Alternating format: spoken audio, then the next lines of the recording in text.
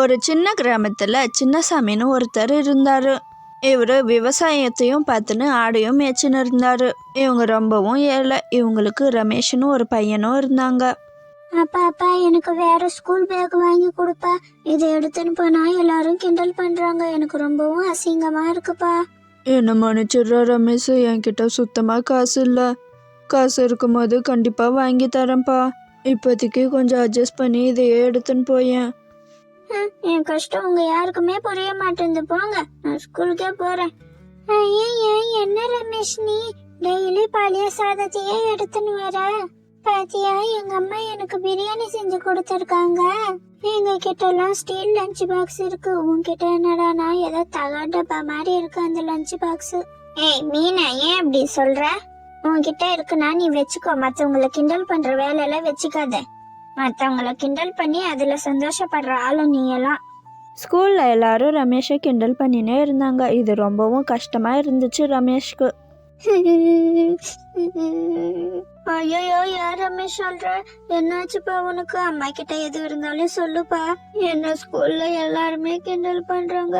என் சாப்பாட்டை கிண்டல் பண்றாங்க, என் பேக கிண்டல் பண்றாங்க, என் ட்ரெஸ் எல்லாத்தையும் கிண்டல் பண்றாங்க. எனக்கு ஸ்கூலுக்கு போறதுக்கே பிடிக்க மாட்டேங்குது. எனக்கு வேணவே வேணாம் எதுவுமே. நான் இதுக்கப்புறம் ஸ்கூலுக்கு போகவே மாட்டேன். எங்களை மன்னிச்சிடு ரமேஷ், எங்களால தானே உனக்கு இந்த அவமானம்லாம். நான் இன்னைக்கே உனக்கு புது பேகு, புது லஞ்ச் பாக்ஸ் எல்லாத்தையும் வாங்கின்னு வரேன் ரமேஷ். இதுக்கப்புறம் நான் சாப்பாடு கூட நல்லா செஞ்சு தரேன். அழுகாம இதுக்கப்புறம் ஸ்கூலுக்கு போப்பா. எனக்கு ரொம்ப கஷ்டமா இருக்குங்க நம்ம பையனை இப்படி பாக்குறதுக்கு. அவன் எவ்வளவு கேலி கிண்டல்கள் எல்லாம் தாண்டி வந்துன்னு இருக்கான் அவன். இதுக்கெல்லாம் காரணம் நம்ம தாங்க. இன்னைக்கு போய் எல்லாத்தையும் வாங்கின்னு வருவோம் வாங்க. கடன் வாங்கியாவது வாங்கிடணுங்க. ஆமாம்மா, 2 நாள் முன்னாடியே அவன் பேக் வாங்கி கொடுன்னு கேட்டாம்மா. இன்னைக்கு கடன் வாங்கியாவது எல்லாத்தையும் வாங்கி கொடுத்துடணும். அவன் சந்தோஷம் தானே நம்ம சந்தோஷம். அவங்க அம்மா அப்பா ரமேஷ்க்கு எல்லாமே புதுசா வாங்கி கொடுத்தாங்க. ரமேஷும் அன்னைக்கெல்லாம் ரொம்பவும் சந்தோஷமா இருந்தான். இதே மாதிரி ஒரு 2 நாளும் ஆச்சு. ஏன்ப்பா ரமேஷ், உன்னால எக்ஸாம் ஃபீஸ் கூட கட்ட முடியாதாப்பா? 1 மாசத்துலேருந்து சொல்லின்னு தானே இருக்கோம். வெறும் 1000 ரூபாய் தானேப்பா எக்ஸாம் ஃபீஸு. அதை கட்டுறதுக்கு கூட உன்னால முடியாதா? நாளைக்கு எக்ஸாம் ஃபீஸோட வர்றதுந்தா வா, இல்லைன்னா வரவே வராது நீ ஸ்கூலுக்கு. என்ன மன்னிச்சிடுங்க சார், எங்க வீட்டுல சாப்பாட்டுக்கே ரொம்ப கஷ்டப்பட்டுன்னு இருக்கோம். எக்ஸாம் ஃபீஸ் எல்லாம் கட்டுற அளவுக்கு எங்க கிட்ட வசதி இல்லை சார். நான் எங்க அம்மா கிட்ட கேட்டு பாக்குறேன் சார். வசதி இல்லைன்னா வீட்டிலே உக்காந்துக்கோ. எதுக்கு வர ஸ்கூலுக்கெல்லாம்? நீ ஒழுங்கா படிக்கிறதும் இல்லை, ஒன்றும் இல்லை, எக்ஸாம் ஃபீஸும் கட்டுறதில்ல. நாளையிலேருந்து ஸ்கூலுக்கே வராத. எல்லாரும் ரமேஷை பார்த்து சிரிச்சாங்க. இது இன்னமும் ரமேஷ்க்கு கஷ்டமா இருந்துச்சு. நான் இதுக்கப்புறம் ஸ்கூலுக்கு போக மாட்டேன்னா போக மாட்டேன். என்ன இதுக்கப்புறம் யாரன்னா போகணும் சொன்னீங்க அவ்வளோதான். என்ன பிரின்சிபல் சார் ஸ்கூலுக்கே வராதுன்னு சொல்லிட்டாரு. ஃபீஸ் கட்ட முடியல, நீ எல்லாம் எதுக்கு ஸ்கூலுக்கு வரேன்னு திட்டுறாரு. எனக்கு ஒரே அசிங்கமா போச்சு. எல்லா பசங்களும் என்னை பார்த்து எப்படி சிரிச்சாங்க தெரியுமா? நான் இதுக்கப்புறம் போகவே மாட்டேன் ஸ்கூலுக்கு. அவங்க அம்மா அப்பாவும் எவ்வளவோ சொல்லி பார்த்துட்டாங்க. ஆனால் அவங்க ஸ்கூலுக்கே போகல. இதே மாதிரி கொஞ்சம் மாசமும் ஆச்சு. என்னால இப்ப யாருமே கிண்டல் பண்றதே இல்லை. வாழ்க்கை இப்பதான் ரொம்பவும் நிம்மதியா இருக்கு. ஏதாவது நமக்குன்னு ஒரு வேலை மட்டும் கிடைச்சிருச்சு, அதுக்கப்புறம் செட்டில் தான் நம்ம. கொஞ்சம் மாசத்துல ரமேஷோட அப்பா இறந்துட்டாங்க. ரமேஷ்க்கும் அவங்க அம்மாவுக்கும் ரொம்பவும் கஷ்டமாயிருச்சு. அதுக்கப்புறம் ரமேஷும் அவங்க அம்மா கூட சேர்ந்து ஆடு மேய்க்கிறதுக்கு போனாங்க. இதே மாதிரி கஷ்டத்திலே அவங்க வாழ்க்கை போயின்னு இருந்துச்சு. கொஞ்சம் வருஷத்துக்கு அப்புறம் ரமேஷ் நல்லாவே வளர்ந்துட்டாங்க. அவங்க அம்மாவுக்கும் வயசாயிட்டு இருந்துச்சு. ஆடுங்களெல்லாம் கொட்டாயில விட்டுருக்கேன், கொஞ்சம் பார்த்துக்கம்மா, புல்லு மட்டும் போட்டுரு. நான் போய் கடை திறக்கிறேன், டைம் வேற ஆயிடுச்சு. ரமேஷும் ஒரு தள்ளு வண்டியில மட்டன் கறி கடையை வச்சாரு.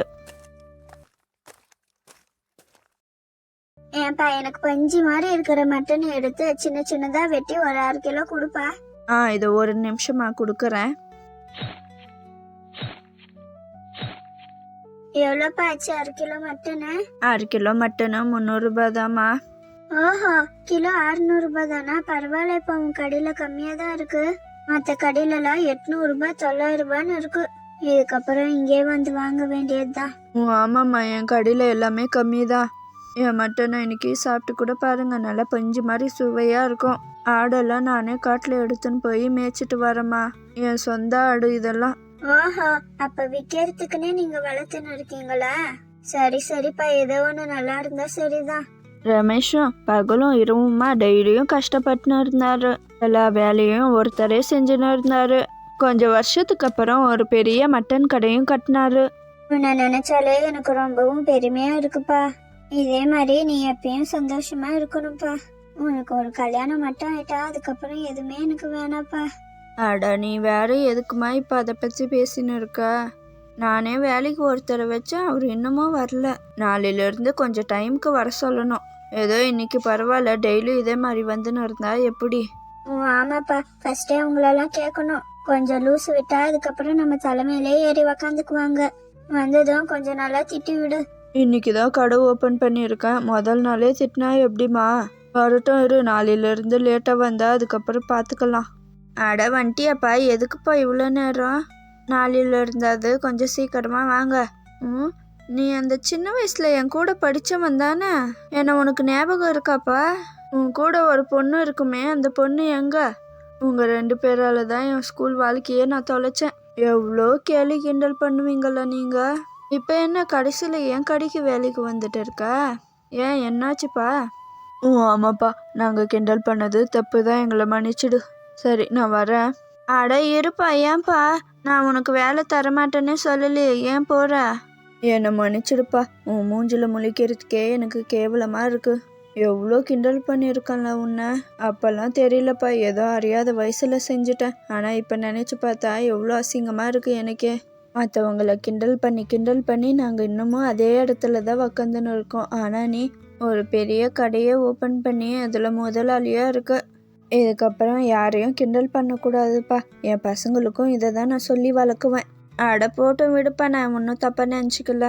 ஒன்று தான் நான் சொல்லிக்கிறது, யாரும் யாரையும் கிண்டல் பண்ணாதீங்க. அது எவ்வளோ கஷ்டமாக இருக்கும்னா அந்த இடத்துல நின்று பார்த்தா தான் நமக்கு தெரியும். சரி விடுப்பா, இதுக்கப்புறம் நம்ம இந்த கடையை நல்லா நடத்துவோம். அதுக்கப்புறம் ரமேஷோட வாழ்க்கையும் ரொம்பவும் சந்தோஷமாக போயின்னு இருந்துச்சு. 1/2 கிலோ மட்டனை ரமேஷ் எவ்வளோக்கு விற்றாங்கன்னு உங்களுக்கு தெரிஞ்சால் கமெண்ட்டில் சொல்லுங்கள் ஃப்ரெண்ட்ஸ். இந்த கதை எப்படி இருந்துச்சுன்னு மறக்காமல் கமெண்ட்டில் சொல்லுங்கள். பாய்.